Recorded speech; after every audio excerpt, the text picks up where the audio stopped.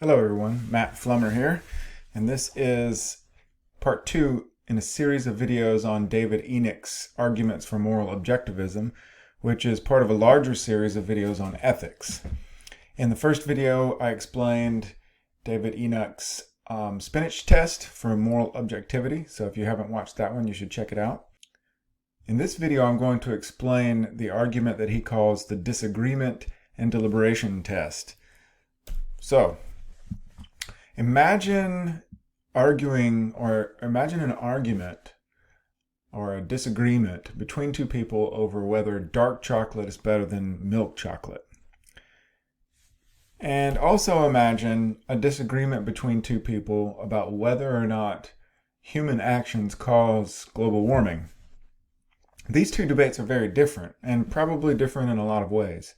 One way in which they're different is in the way that the debate feels like from a person who is engaging in the debate. We could call this the phenomenology of disagreement. And phenomenology is just a big fancy philosophical word for what something feels like. So if you've ever been in a debate or a disagreement or an argument with someone, then you know what it feels like to engage in debate. So imagine what it feels like to disagree with somebody over whether dark chocolate is better than milk chocolate. So I imagine this from my perspective.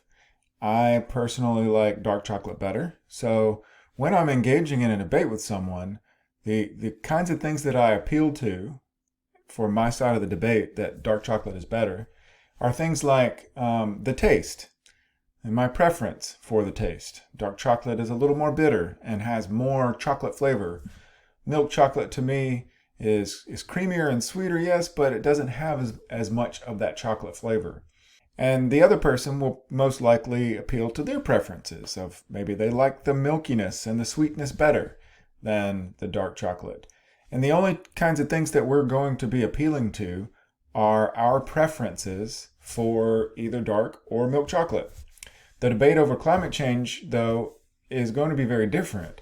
The kinds of things that we appeal to are not our preferences.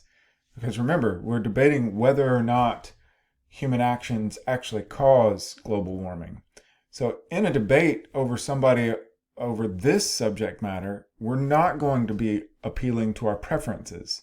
We're going to be appealing to something else, something outside of ourselves, something that we might call objective facts about the environment and human actions and the relationship between human actions and the environment.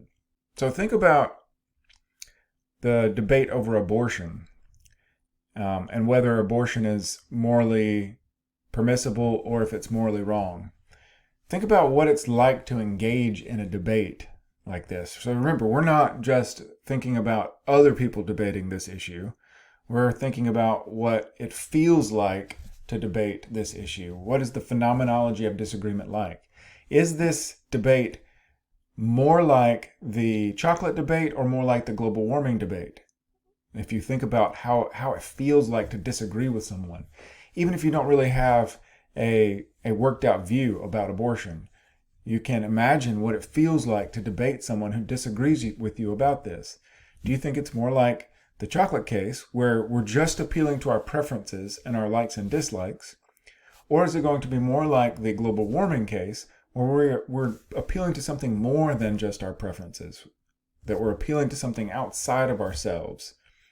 And it seems like, this is Enoch's position, and I tend to agree with him, that the abortion debate is much more like the global warming debate. If you know what it feels like to engage in this disagreement, it feels more like you are trying to appeal to some objective facts that are outside of yourself, and you're not just appealing to your preferences and your likes and your dislikes. And this, Enoch calls the disagreement test. So here's the way we can think about this. We've already done both of these. So we imagine what it feels like to engage in disagreement with somebody else over whether dark chocolate's better than milk chocolate.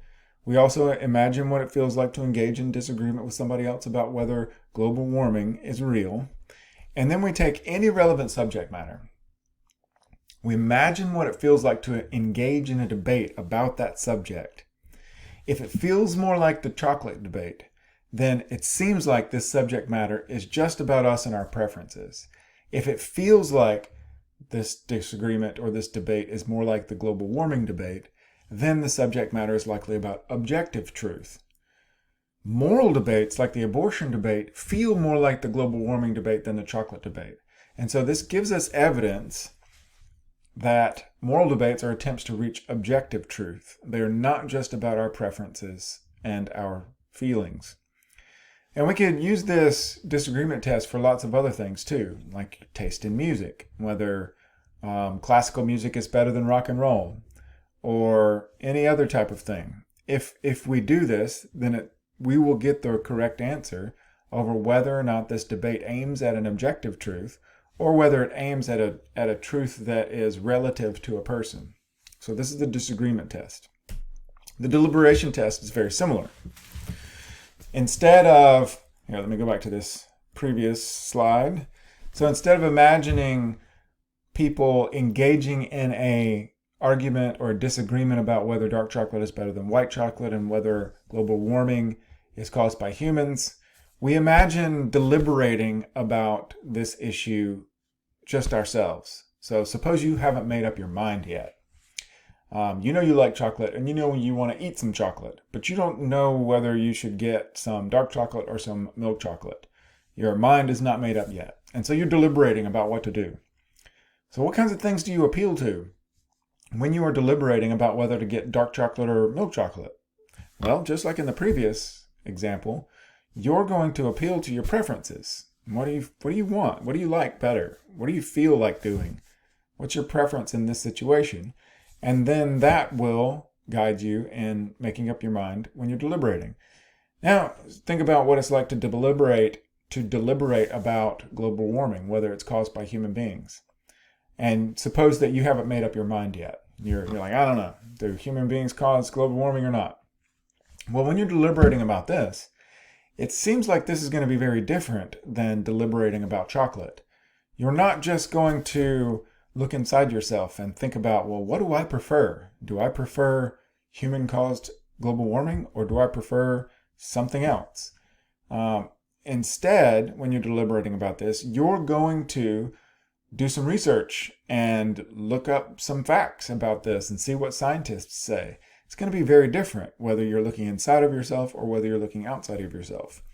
And now imagine that you haven't made up your mind about the abortion debate. You don't know. Somebody asks you, well, is abortion morally right or is it morally wrong? And you're like, I don't know. And so you haven't made up your mind and you decide that you want to make up your mind. You're deliberating about whether this is moral or not. Is this deliberation going to be more like the chocolate case or more like the global warming case? Enoch claims, and I tend to agree with him on this one too, that this kind of moral debate, deliberation, is more like the global warming case. If you're deliberating about whether or not abortion is morally wrong or morally permissible, are you going to just look inside yourself and see what it feels like? What are your preferences, like in the chocolate case? Or are you going to think about the issue and think about what the objective facts of the case are, more like the global warming case? And if you're like Enoch and you're like me, you're going to think that this is more like the global warming case, and you need to look for facts outside of yourself in order to make up your mind. And we could formulate a deliberation test that's very similar to our disagreement test. So I'll go ahead and put all these up here. It's very similar. Whoops. When we imagine the difference between the dark chocolate deliberation and the global warming deliberation, we can take any relevant subject matter, just like we did before, and compare them. If it feels more like the global warming deliberation, then the subject matter is likely to be objective. If it feels more like the chocolate deliberation, then it's going to be subjective. And it seems like moral debates are much more like the global warming debate than the chocolate debate. And so we can conclude that moral debates are attempts to reach at objective truth. So this is the deliberation test and the disagreement test from David Enoch's chapter. In the next video, Part 3, we'll talk about the last test. So stay tuned.